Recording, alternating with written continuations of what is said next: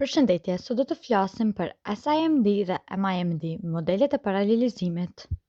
Pyetja e parë që mund të kemi është pse përdoren modelet e paralelizimit. Modelet e paralelizimit përdoren për të rritur shpejtësinë dhe efikasitetin e përpunimeve të të dhënave, duke mundësuar ekzekutimin e disa operacioneve njëkohësisht dhe shfrytëzimin më të mirë të burimeve hardwareike. Kjo ka ndodhur sepse është rritur kërkesa për performancë dhe po ashtu ka pasur shtim të sasisë së të dhënave që janë përpunuar çdo ditë. Tani do të fillojmë me modelin e paralelizimit SIMD apo Single Instruction Multiple Data. Çfarë është SIMD? SIMD është një model i paralelizimit ku një procesor ekzekuton të njëjtin instruksion, por e aplikon atë mbi shumë elemente të të dhënave në të njëjtën kohë. Kjo e bën atë shumë efikas për aplikimet që kanë të njëjtin operacion të përsëritur shumë herë. Si funksionon SIMD? Procesori dërgon një instruksion tek disa njësi ekzekutuese brenda tij. Secila njësi punon mbi një pjesë të veçantë të të dhënave dhe të gjitha njësitë punojnë në mënyrë paralele. Ku përdoret SIMD?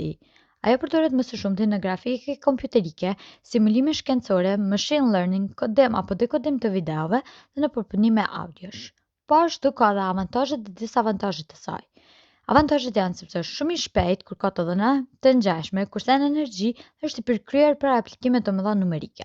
Disavantazhet janë: nuk funksionon mirë kur të dhënat janë shumë të ndryshme, programimi i drejtë për drejtë përmes SIMD është shumë i ndërlikuar dhe fleksibiliteti i tij është shumë kufizuar. Tani do të vazhdojmë me modelin tjetër apo MIMD, Multiple Instruction Multiple Data. Çfarë është MIMD?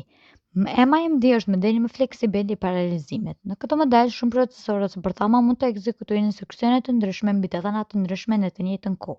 Ky është modeli i përdorur në shumicën e procesorëve modern multiple core. Si funksionon MIMD?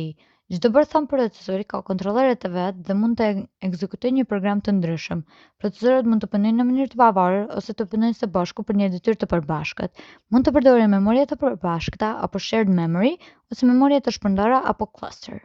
Ku përdoret MIMD?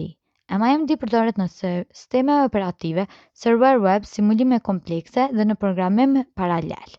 Po ashtu si SIMD, MIMD ka avantazhet dhe disavantazhet e saj. Avantazhet janë sepse është shumë fleksibel, është i fuqishëm për detyra komplekse dhe funksionon mirë me të dhëna të ndryshme dhe algoritme jo të rregullta. Por disavantazhet janë sepse kërkon komunikim dhe sinkronizim midis përthamave, mund të ketë bllokim apo deadlocks nëse menaxhohet keq dhe programimi është më i vështirë krahasuar me SIMD. Faleminderit për vëmendjen tuaj.